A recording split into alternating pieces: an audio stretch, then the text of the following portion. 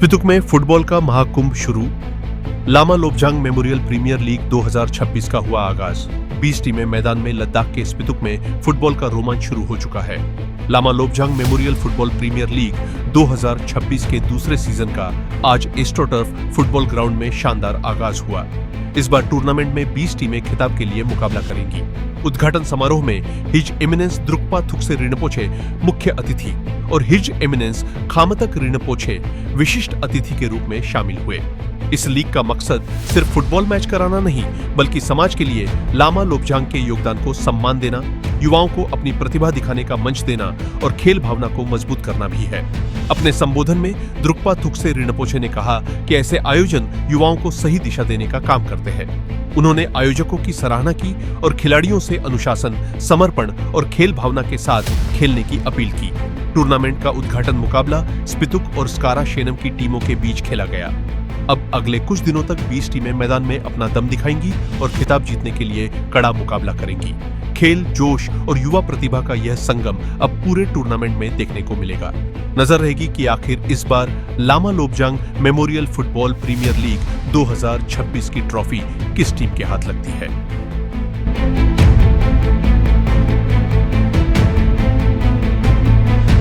Football league ये second edition है। पिछले साल भी इसी टाइम पे हमारा फर्स्ट एडिशन हुआ था। लामा जी के बारे में थोड़ा बोलना बहुत ज़रूरी है। ये वो शख्सियत है जिन्होंने लद्दाख के मेडिकल एजुकेशन में बहुत ही सोशल वर्क किए हैं। देखिए, एक एग्जांपल देना बहुत ज़रूरी समझता हूँ मैं। जैसे हम यहाँ रहते हैं लद्दाख में, वो तो सब लोगों को पता है। मेडिकली पहले हमें बहुत मुश्किलात से हमें गुजारना पड़ता था। लामा जी मेंबर माइनॉरिटी कमीशन 2-3 बार बैठे हैं, तो उस दौरान और अशोक कमीशन के प्रेसिडेंट भी बैठे हैं। तो लामा जी ने ऑन ये सब पोर्टफोलियो रख के on other hand social work बहुत करते थे मेडिकली ना। तो हमारे जितने भी यहाँ सीरियस पेशेंट, जितने कैंसर जो यहाँ इलाज नहीं हो पाते थे, वो उनके लिए लामा जी भगवान की तरह थे। क्यों आप सब लोगों को पता है, एम्स दिल्ली हमारे कैपिटल में एक ऐसा हॉस्पिटल है जहाँ एक इंसान को, एक मरीज़ को टिकट लेने में 6 महीना लग जाता है। बाकी डॉक्टर से कंसल्टेशन तो आप भूल जाइए, हम सबको मालूम है। हमारे जितने भी पेशेंट थे सीरियस, जो यहाँ इलाज नहीं हो पाता था, उन्हें वहाँ एम्स में बिल्कुल विद इन वीक उनका इलाज हो जाता था वहाँ। तो ये जो फुटबॉल लीग है, उनके मेमोरी में तो गवर्नमेंट ने लामा जी को पद्मश्री से नवाजा है।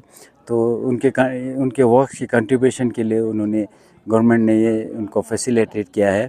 तो हम स्कारा शेनम क्लब, जो स्कारा शेनम क्लब है, स्कारा जो है लामा जी का बर्थ प्लेस जो विलेज है वो है, तो शेनम इमीडिएट विलेज है। हम दो मिलके ये ऑर्गेनाइज़ करते हैं हर साल, तो आगे भी हम ये ऑर्गेनाइज़ करते रहेंगे। हमारे यूथ को सोचना चाहिए, उसके बगैर जितने भी स्पोर्ट्स है उसको लेके चलिए। उसका हमारा इंफ्रास्ट्रक्चर बना हुआ है अभी सारा कुछ। आइस स्केटिंग रिंग इतना बढ़िया बनाया है, करोड़ों रुपीस लगा के बकीर से आप लगाते, आप मान सकते हैं। हमारा पॉपुलेशन भी कम है, तो अब हमारे यूथ लोगों को अभी थोड़ा फैसिलिटेट करने की ज़रूरत है लद्दाख में ना, कि ड्रग्स को छोड़ के स्पोर्ट्स में जाए। तो इसमें टाइम लगेगा, आस्ते आस्ते ये हो रहा है। आप देख सकते हैं टूर्नामेंट में बहुत पार्ट लेते हैं हमारे यंग स्टार्स, बहुत पार्ट लेते हैं। विंटर में भी आपको पता है हमारा आइस स्केटिंग में बहुत ही ज़बरदस्त पार्ट लेते हैं।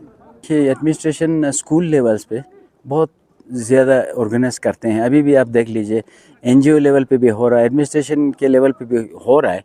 यहाँ हमारे इधर मतलब स्कूल लेवल्स पे हो रहा है वो, ठीक है ना। बाकी जो है क्लब लेवल पे वो थोड़ा बहुत कम हो रहा है। पिछले 2-3 साल का हमारा वो आपको पता है चल रहा था एनवायरमेंटल कप, तो वो रुक गया। वो पता नहीं क्यों रुक गया। तो मैं अपील करूँगा एडमिनिस्ट्रेशन से, वो एनवायरमेंटल कप फिर से शुरू होना चाहिए for the sake of youth in Ladakh के लिए।